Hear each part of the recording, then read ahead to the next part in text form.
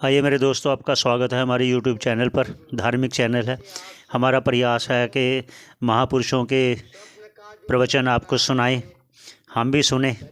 आइए, आप सबका मंगल की कामना करते हुए आप श्रवण कीजिए महापुरुषों के प्रवचन। देखोगे तो पारमार्थिक है, लेकिन स्वप्न के पदार्थ जो दिख रहे हैं कैसे है? प्रातिभाषिक है। दृष्टा व्यावहारिक और स्वप्न के पदार्थ प्रातिभाषिक। तो कार्य कारण हो गया व्यावहारिक सत्ता वाला और कार्य हो गया प्रातिभाषिक सत्ता वाला।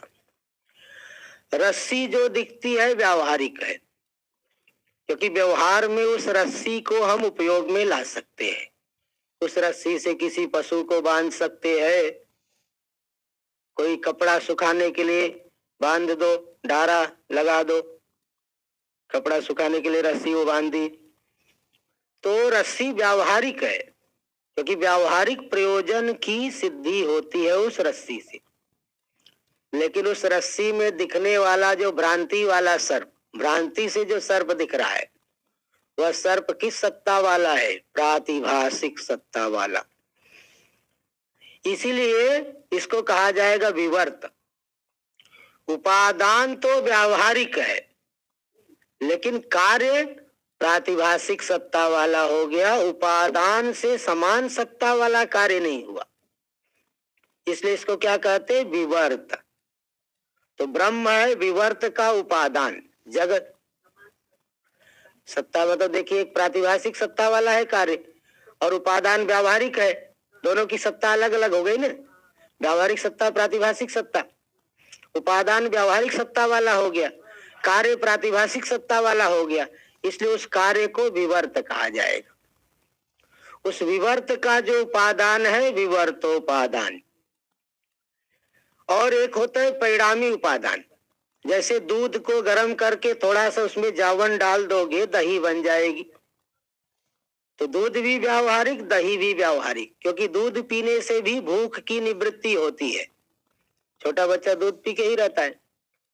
और दही खाने से भी क्षुधा की निवृत्ति, भूख की निवृत्ति होती है। तो दोनों ही व्यावहारिक है। उपादान के समान सत्ता वाले कार्य को परिणाम कहा जाता है। ऐसे उपादान को परिणामी उपादान कहते हैं। माया भी व्यावहारिक है, जगत भी व्यावहारिक है, इसलिए माया को परिणामी उपादान कहा जाता है। जगत का परिणामी उपादान माया, लेकिन ब्रह्म पारमार्थिक सत्ता वाला है, जगत व्यावहारिक सत्ता वाला है। इसलिए ब्रह्म की दृष्टि से देखेंगे तो जगत हो गया विवर्त। जैसे रस्सी में दिखने वाला सर्प विवर्त है। तो अब जो विवर्तोपादान होता है उसमें कभी कोई परिणाम नहीं होता, उसमें उसका आकार प्रकार नहीं बदलता। जैसे दृष्टा सो गया, स्वप्न देखने लगा, स्वप्न में अपने को भूखा प्यासा देख रहा है, लेकिन दृष्टा वास्तव में भूखा प्यासा है क्या? नहीं है। उसका रूप नहीं बदला तो भी स्वप्न दिख गया।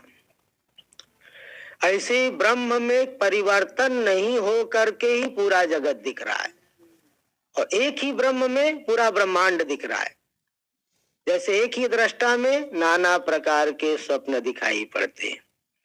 तो ब्रह्म एक होने पर भी माया से अनेकात्मक जगत दिखता है। ब्रह्म विवर्तोपादान है जगत का। ते सब इसी बात को श्लोक नंबर 62 में दिखा रहे थे कि जब तक गुड़ का पिंड स्फुरित होता है उसकी मधुरिमा का भान होता है। जब तक कर्पूर खंड का ज्ञान होता है सदा सुगंध मालूम पड़ती है। ऐसे ही ये पूरा का पूरा ब्रह्मांड, जो द्रुम वृक्ष दिख रहे हैं, पर्वत दिख रहे हैं, नगर दिख रहे हैं, बगीचा दिख रहा है, मंदिर दिख रहे हैं, सत्संग भवन आश्रम आदि दिख रहे हैं, इन सब से जो रमणी दिखने वाला जगत है। तो जब तक जगत दिख रहा है एक चैतन्य का भी भान होता है। और जब उसी एक चैतन्य में स्थित हो गए, जगत बाधित हो गया, तो भी आत्मा शेष बचा। स्वप्नावस्था में सुसुप्ति अवस्था में चले गए, जगत विलीन हो गया, लेकिन आत्मा रह गया। तो एक चैतन्य ही सर्वत्र भाषित हो रहा है, क्योंकि वही शेष बचता है। जगत का भान भी चैतन्य के माध्यम से ही होता है। तो उस चैतन्य में हमें स्थित होना है। इसके लिए कौन सी साधना करे, अभी थोड़ी चर्चा हो जाए आगे बढ़ने से पहले।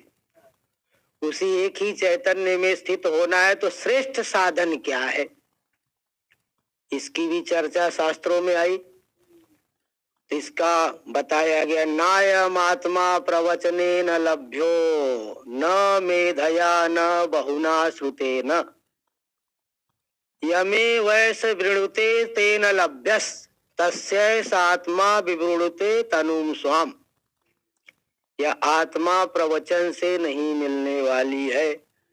अब आप कहोगे हम तो रोज प्रवचन में आते, महापुरुष लोग भी बोलते हैं कि प्रवचन में आया करो। आप उल्टा खुद प्रवचन कर रहे हो, उल्टा बोल रहे हो।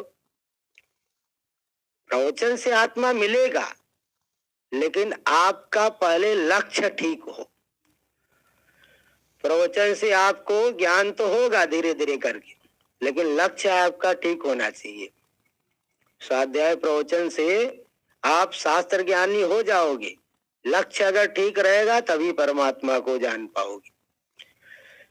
न मेधया, मेधा शक्ति, कोई साधना अनुष्ठान करके देवताओं को प्रसन्न कर लिए, देवताओं की कृपा से आपको बहुत अच्छी मेधा शक्ति मिल गई, जिस मेधा शक्ति के बल से आप बहुत से ग्रंथों को रट सकते हो, अर्थों के सहित आपके दिमाग में रहेगा। मेधा शक्ति अर्थात बुद्धि, श्रेष्ठ बुद्धि, सात्विक बुद्धि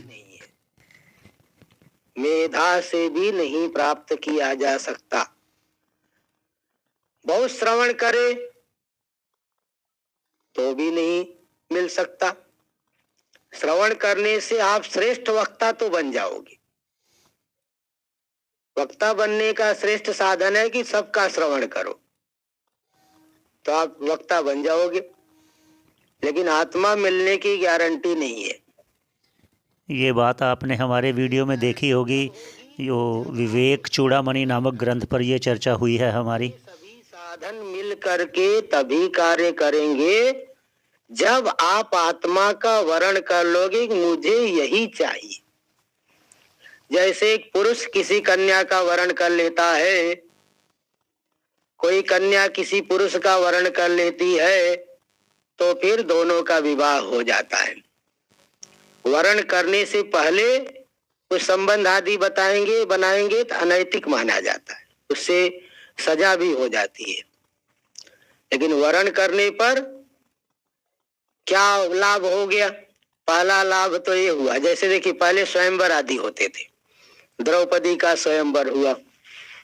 उस स्वयंवर में अनेक राजकुमार लोग आए, तो जब तक वर्ण नहीं हुआ है तब तक बुद्धि फैली रहती है कि पता नहीं किससे विवाह, इससे होगा, किससे होगा, किससे होगा। तो स्वयंवर की शर्त थी कि जो धनुष पे बाण चढ़ा करके वो मछली को मार देगा प्रतिबिंब देख करके, वही मेरा पति होगा। तो जब तक कोई व्यक्ति, जब तक अर्जुन ने नहीं मारा तब तक तो उसके मन में रहेगा ना कि पता नहीं कौन मेरा पति होगा, कौन उस लक्ष्य का भेदन करेगा। तो जब तक हम आत्मा का वर्ण नहीं करते हैं तब तक हमारा मन संसार में फैले रहता है, विषयों में ही घूमते रहेगा। इसीलिए कहा गया मेरे मित्रों, विषयों से हटाकर अपने मन को सात्म में लगाओ, सात्म में लगाओ, परमात्मा में लगाओ, उसकी भक्ति में लगाओ। यहीं श्रवण करने का आपका बहुत बहुत धन्यवाद। सभी के मंगल की कामना करते हुए यहीं विश्राम देते हैं। पुनः भेंट होगी।